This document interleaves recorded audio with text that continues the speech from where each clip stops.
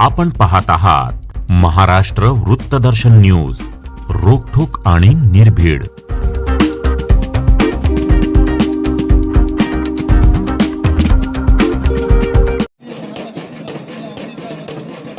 OBC मोर्चाच्या बैठकीचे आयोजन माजी नगरसेविका संगीता खोत यांनी भटक्या विमुक्तांच्या नावाचा वापर करून जे लोक गोळा करत आहेत ते पूर्णपणे भटक्या विमुक्तांची फसवणूक करत आहेत.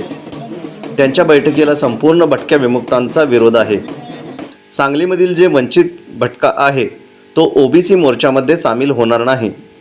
भटक्या समाजाचा आजपर्यंत दाखले देऊ शकले नाहीत तर हे नेते काय कामाचे. आजपर्यंत भटक्यांच्या नावाचा वापर करून राजकारण करणाऱ्या आणि राज्यस्तरावर मिजास मारणाऱ्या अशा भांडवल नेत्यांचा जागा दाखवणार आहे, असा इशारा भटक्या विमुक्त समाजाच्या वतीने दिला आहे. संगीता खोत मॅडम गोरगरीब लोकांना अजून दाखले मिळाले नाहीत. दाखल्यासाठी संजय कदम यांच्या नेतृत्वाखाली आमरण उपोषण आंदोलन केले होते. त्यावेळी तुम्ही कुठे गायब होता. जे लोकसभेला केले तेच संजय कदम यांच्या आंदोलनावेळी केलं, अशी जोरदार चर्चा आहे.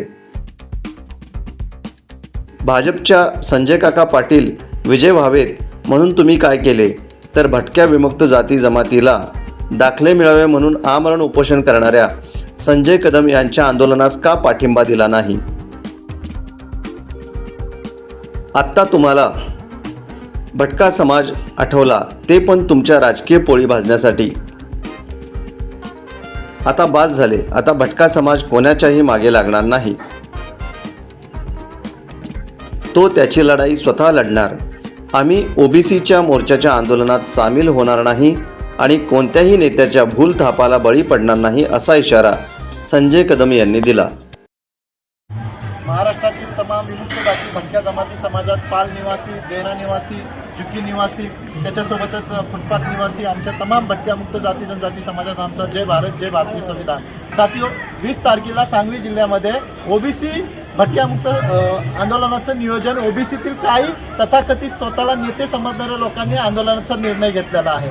या 20 तारखेच्या आंदोलनाच्या बैठकीला आमचा जाहीर विरोध आहे. का? कारण की आम्ही ज्यावेळेस 1 जुलैला आमरण उपोषणाला बसलो होतो आणि त्यावेळेस आम्ही मरणाच्या दारात होतो, तेव्हा हे मॅडम खोत मॅडम ज्या आहेत ते तिथं उपस्थित नव्हत्या. मग ह्यांना आत्ता कसा काय ओबीसीचा पुळका लागला. म्हणजे इतक्या वर्षापासून ओबीसी समाज आणि भटका मुक्त समाज पालावर झोपडीवर जगतोय, त्यावेळेस मग ह्या मॅडम कुठे होत्या. म्हणजे तुम्ही आमचा वापर फक्त राजकारणासाठी करताय. म्हणजे आमच्याकडे अजून जातीचे दाखलेच नाही, आम्ही लोकशाहीच्या पहिल्या पायरीवर पण नाही, आणि तुम्ही आमच्या नावाचा उपयोग तुमच्या कामासाठी स्वतःच्या स्वार्थासाठी करताय. ह्या आंदोलनाला ओबीसीचं जे आंदोलन होणार आहे त्याचा आमचा जाहीर विरोध आहे आणि त्यासाठी आम्ही विरोधासाठी तिथं उपस्थित राहणार. पूर्ण भटका मुक्त समाज या ओबीसीच्या आंदोलनामध्ये विरोध करण्यासाठी उभा राहणार. का? कारण की आम्ही इतक्या वर्ष पालावर जगतोय, आम्ही फुटपाथवर जगतोय, आमच्याकडे कोणता ओबीसीचा नेता लक्ष देत नाही. आम्ही स्वतः कष्ट करतोय, आम्ही स्वतः मरतोय, आम्ही स्वतःच मेहनत करतोय. साधा तुम्ही ओबीसीचे लीडर होते तिथं